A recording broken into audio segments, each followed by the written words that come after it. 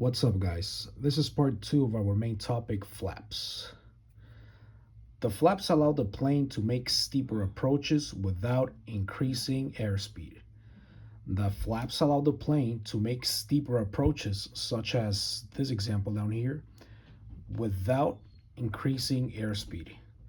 So I want to talk about this point that I wrote here. It says, flaps allow the plane to fly slower while still producing enough lift to stay in the air. So that's what's going on in this illustration. We are close to landing, right? And while we're heading to the runway that we're going to be landing, we're not we're not going to land at full speed or at a high speed, right? We need to start slowing down. Why? Because if we land at a high speed, well, we're going to cause damage to the aircraft, and we don't want that. Flaps also add drag, which helps you descend at a steeper angle without speeding up.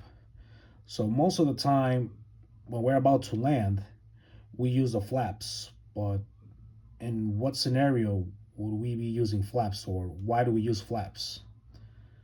Most steep landings, such as the one in the illustration, use flaps to avoid obstacles such as trees, fences, and hangars.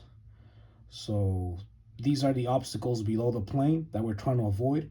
So that's why we're using the flaps. So again, flaps allow the plane to make steeper approaches without increasing airspeed. And again, we know that the airspeed is important because we don't want to fly too slow, but we don't want to fly too fast. Why? Because we don't want to damage our aircraft while it's trying to land.